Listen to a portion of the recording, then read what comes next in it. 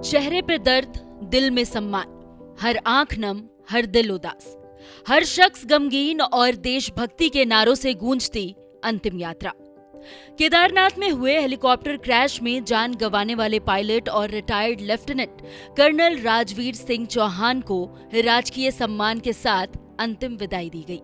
इस दौरान सबकी निगाहें एक चेहरे पर टिक गई जो आंसुओं से भीगा हुआ था, लेकिन हाथ में राजवीर की तस्वीर लिए हर कदम मजबूती के साथ बढ़ा रहा था। वो थी राजवीर चौहान की सेनाधिकारी पत्नी दीपिका चौहान, जो चेहरे पर दर्द और भारी मन लिए हर कदम के साथ खुद को संभाल रही थी, लेकिन सीने में देशभक्ति का जज्बा ऐसा कि सेना की वर्दी में पति को अंतिम विदाई दी तो हर किसी की आंखें नम हो गई।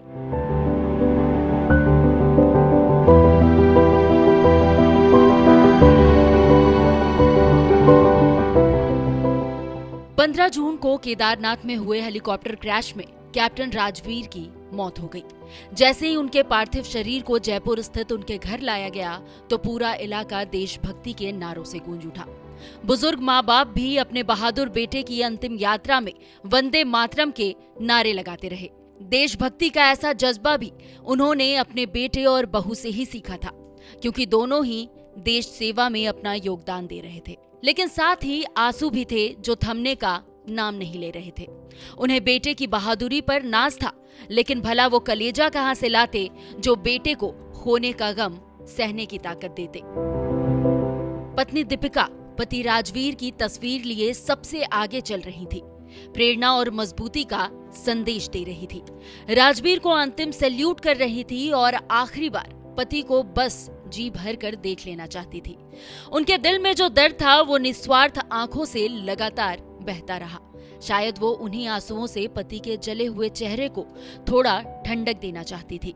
ऐसे में दीपिका राजवीर के पार्थिव देह से लिपटकर काफी देर तक रोती रही और अपने सबसे अच्छे ख्वाब के टूट जाने का गम मनाती रही, लेकिन साथ ही हौसला भी जिंदा रखा था, क्योंकि दीपिका के कंधों पर देश की जिम्मेदारी भी है जो उन्हें पति के चले जाने के बावजूद ताकत दे रही थी। दीपिका को इस तरह से देख लोग गम में तो डूबे हुए थे, लेकिन उन्हें पति पत्नी की शौर्य पर गर्व भी हो रहा था, जिसकी वजह से हर आंख भर आई थी। राजवीर चौहान की अंतिम यात्रा में राजस्थान के सैनिक कल्याण मंत्री राज्यवर्धन सिंह राठौर भी पहुंचे थे, जिन्होंने राजवीर को श्रद्धांजलि दी और परिवार को ढांढस बंधाया। बहुत दुख की घड़ी है एक परिवार के लिए भी और पूरे राष्ट्र के लिए। एक वीर सैनिक अपनी ड्यूटी करते हुए आज वो हमारे साथ नहीं रहे और बहुत कम उम्र में वो चले गए। मैं उनके सभी जो साथी थे, सैनिक फौजी साथी, उनसे मैं बात कर रहा था, उनकी तारीफ सुन रहा था, उनकी जज्बे के बारे में सुन रहा था और ऐसे वीर सैनिक को हमारा नमन है, हमारा सलाम है।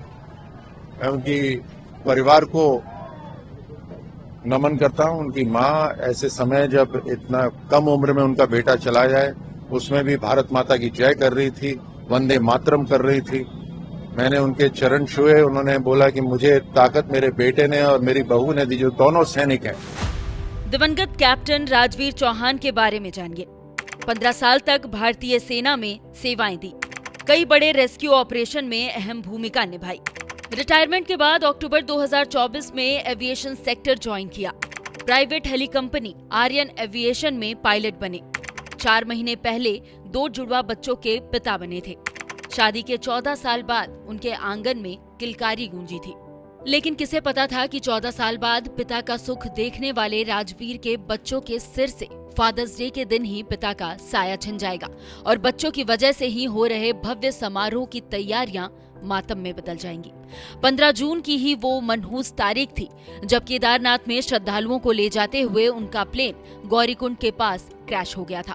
इस हादसे में पायलट राजवीर के साथ 7 लोगों की जान चली गई। हादसे की वजह खराब मौसम बताई गई।